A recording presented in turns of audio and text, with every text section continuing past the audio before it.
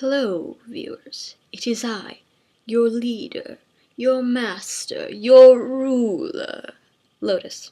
Hey. So this is my video in which I copy everything Indigo Skye does ever, including the hairstyle. Fangirling. Except that when I explain my poetry books, I have a script. Look at it. Look at the glory of my terrible handwriting. Yes. Right, now that mental breakdown's over, this is Digitally Entropic Explained. I'm reading from the script as I go here. This is part 1. You can follow along with the poems in the description down below, where I will also explain some of the terms I use a little bit more. Including terms like ecstatic poetry, pansexuality, and John Prine songs. Alright. So, chapter 1 is a quote of introduction from Jared Leto. That's pretty much it. Okay, chapter 2, untitled. It's just called chapter 2. This is ecstatic poetry, and I don't really know what it's about. I tend to write poetry in mysterious ways in which I don't edit them at all and kind of just let my brain vomit over everything.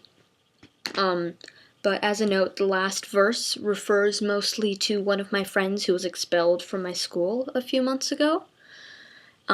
She had her hair dyed red and was very Gryffindorish and brave and such. So yeah, that's what that's about. Chapter 3, The Body Thief. This is a found poem. I will explain that in the description. It's by Anne Rice from the book by the same name, The Tale of the Body Thief. And it's just a poem about how reality is, or rather, our society pressures people a lot, and when you're really in that situation, you can't perceive things and understand them and experience them as well or as fully as you'd really like to, which is unfortunate. But our society's standards make it so that when other people are in that situation, when we don't understand them, it's very cruel.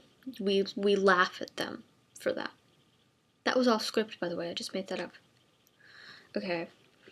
Chapter 4, Heartbeat. This is about me playing the flute to a video of someone's heartbeat for half an hour. That's a lot of flute music.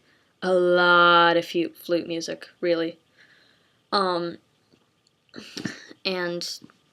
I was in a weird state of, like, really enjoying the fact that my fingertips were tingling and I couldn't really whistle at all or sing because I had been using my mouth for so long. That sounded really dirty, but, it's the truth. That's just too much flute music, and I felt like writing a poem about it. Okay, chapter 5. Alright, so Indigo Skye put up a coming out poem, and because I am a total Indigo Skye fangirl, that wasn't hard at all. Let's try that again. Indigo Skye fangirl.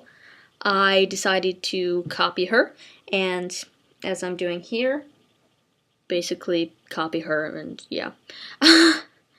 So, basically the idea here is that I was explaining my sexuality through abstract, phrasing and Doctor Who references. Doctor Who is always a good thing. And it is an attempt to explain pansexuality, which I will, again, explain in the description below. You can also, Google videos about pansexuality. There's a woman named Lacey Green who runs the channel Sex Plus who explains it very nicely. Alright, where am I? Chapter 6. So the title, Keep the Earth Below My Feet, comes from a Mumford song. I can't talk even with the script. It comes from a Mumford & Sons song called Below My Feet, and it was an attempt to explain my tenuous connection with reality in as few words as possible. It only uses 6 words, I believe. I don't have it up right now, so I can't count and check that. But there is a famous art style called the 6-word sentence or 6-word story, and Ernest Hemingway wrote one that I believe was "For Sale, Baby Shoes Never Worn." And one of the 8th graders a couple years ago in my middle school actually made one that was, "Ha! You can't see my eyebrows." So they can explain a variety of subjects. Where am I? Okay, chapter 7 is a quote from a John Prine song. That is as far as my script goes, so